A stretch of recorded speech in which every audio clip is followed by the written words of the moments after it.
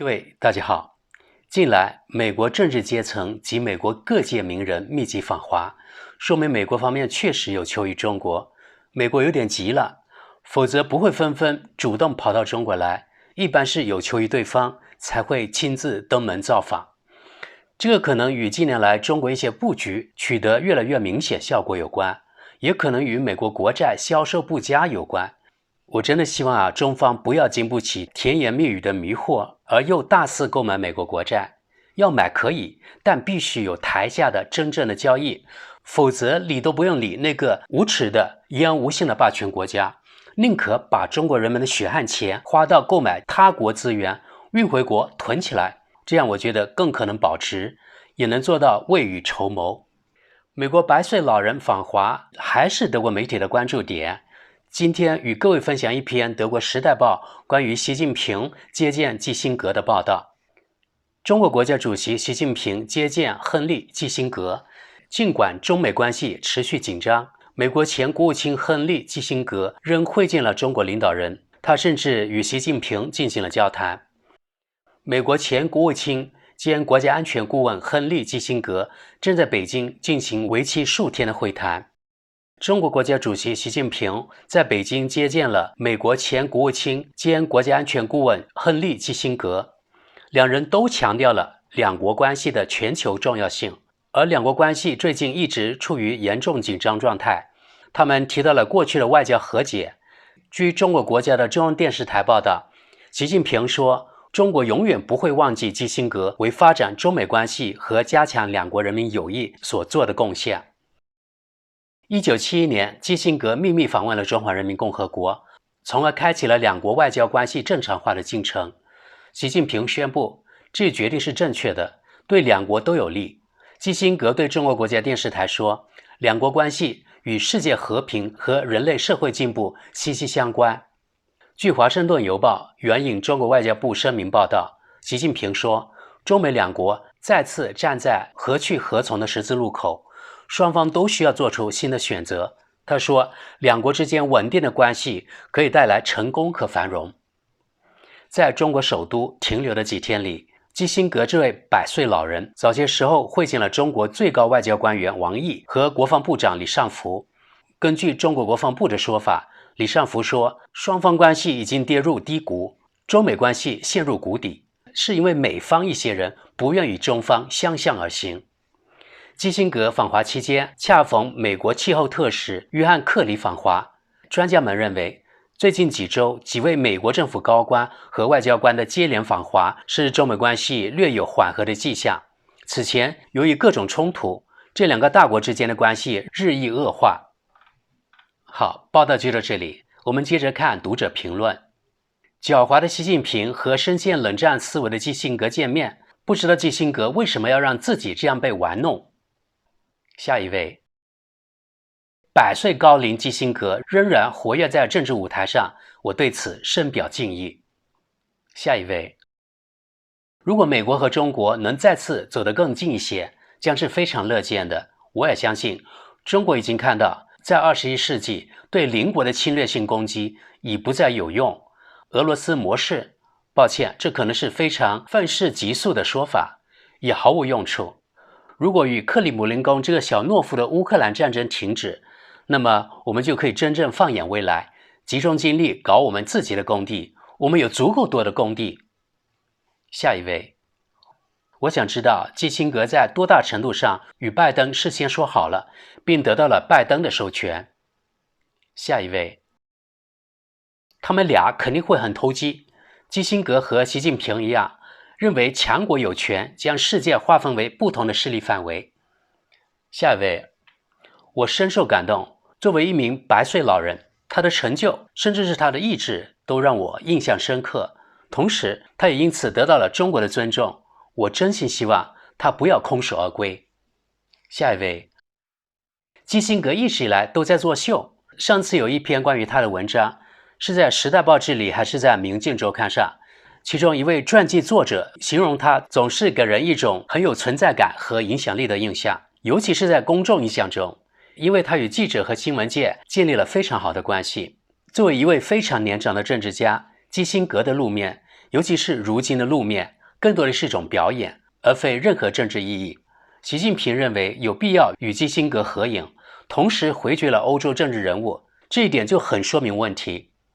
德国之士点评：我发现欧洲人总是高估自己，你们欧洲人啊，在政治及军事方面根本就没有任何权利说话，所以啊，搞定他们的主子就够了。这才是中国拒绝欧洲政客的根本原因，因为中国不想浪费时间在欧洲政客身上。下一位，德高望重的政治家，得了吧，用顽固的战犯来形容基辛格更合适。在没有拜登授权的情况下，他的谈判成果可以被丢进垃圾箱。下一位，基辛格有很多缺点，在他作为安全顾问和国务卿的政治工作中，他造成并决定了一些我永远不会赞同的事，比如智利阿联德事件。但他是一位政治专业人士，他在中国问题上的经验可以追溯到很久以前。他的《论中国》一书是我深入了解中国的切入点，尤其是其中关于中国历史的全面信息写得非常好。由于基辛格完全没有被怀疑是共产党的朋友，他对中国的极大尊重令人信服。这与当今德国顶级媒体评价和评判中国的方式截然不同。他与毛泽东统治下的中国总理周恩来关系友好，也许这也更容易，因为周恩来曾在欧洲留过学。基辛格现在再次来到中国，与怀旧无关。他在100岁寿辰之际接受《时代报》的采访时，展现了一位头脑清醒的100岁老人。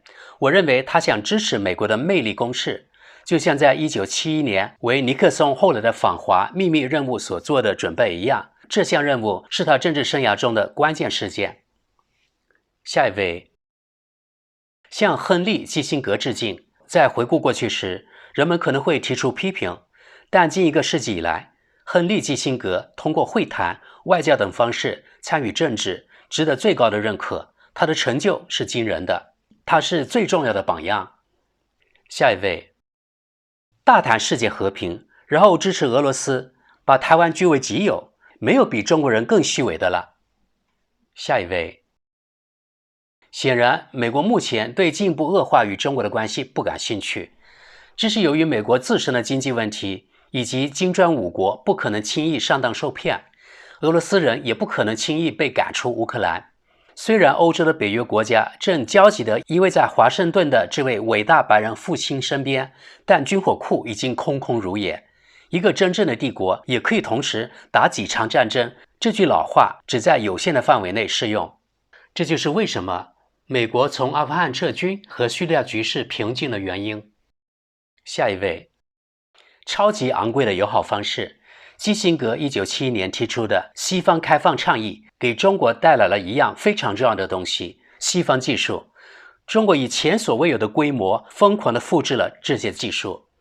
一个技术落后的国家发展成为一个技术超级大国，并竭尽全力在政治上和经济上遏制他的美国朋友。中国的强大是西方企业精英愚蠢和短期贪婪的结果。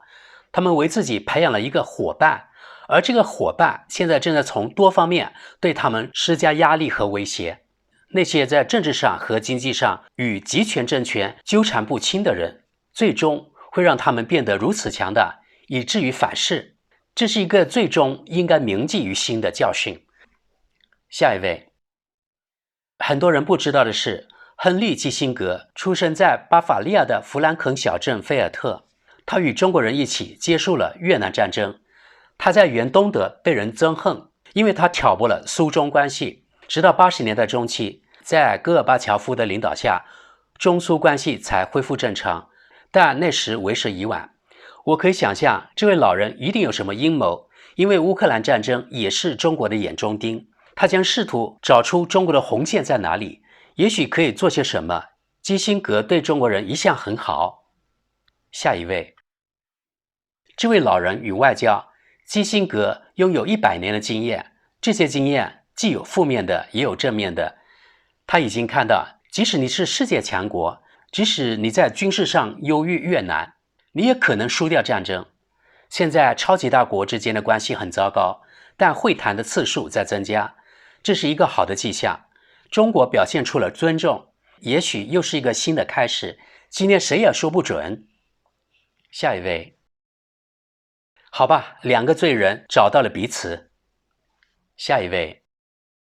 一般来说，我觉得对话比对射要好得多。下一位。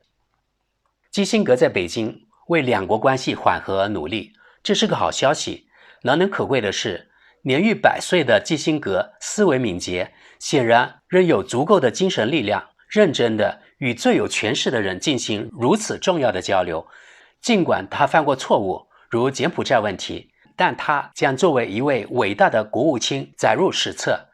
他擅长外交，高谈阔论不是他的专长。下一位。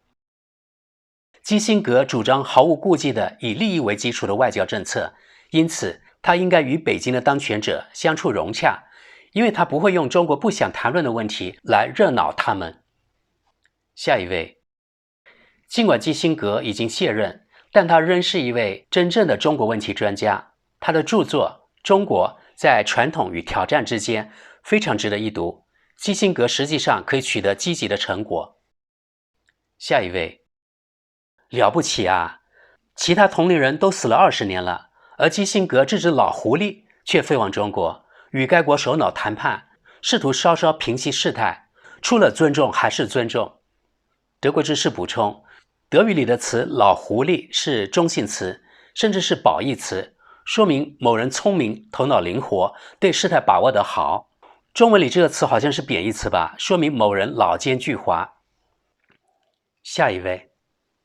好消息，终于又有好消息了，向他们俩表示敬意，他们确实值得，谢谢。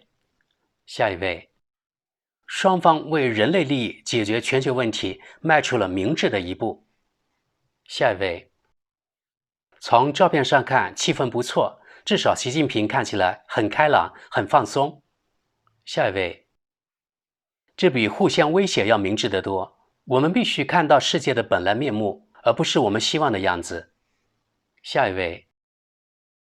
中国人不应该忘记，没有美国人就没有中国的今天。如果美国没有在2战中打败日本，中国可能会长期处于被占领状态，太平洋地区也会继续被日本控制。当然，美国人并不是为了中国才这样做的，但正是他们使中国的统一成为可能。尽管中国从来没有真正统一过，而且仍然不像人们一直描述的那样统一，中国在经济、基础设施和政治方面仍然存在着极端的差异和利益冲突。下一位。最大的罪行是，目前政界和媒体在梦游中走向第3次世界大战。任何反对第3次世界大战这一趋势的人都应该得到认可。下一位。基辛格是一位民族主义者，他不顾一切地将美国的利益推向全世界，但他的行为是理性的。对中国来说，他是理性合法的邪恶，而美国政府中所有其他人，如拜登、布林肯等等，都是混乱的邪恶，难怪他们在中国都不受欢迎。下一位。在中国，如此长寿的本身就是一种至高无上的价值。亨利·基辛格虽然年逾古稀，但精力充沛，能言善辩，聪明绝顶，而且在外交政策方面经验丰富。习近平一定会欣赏他的。同样的椅子，基辛格坐在右边，同样的茶杯，同样的着装，这一切都显示出对客人的最高的尊重。人们应该将这张照片与克里姆林宫长桌的著名照片进行比较，看看中国的礼仪有多么高尚。好了，朋友们，从大量读者评论来看，最多的是佩服及尊敬这位100岁老人在政治上的活力与成就。好像大家比较无视中国及习近平主席的角色。除此之外，评论区总体来说，我认为还算理性。就事论事，脑残的观点好像不多，不知道各位你们怎么看？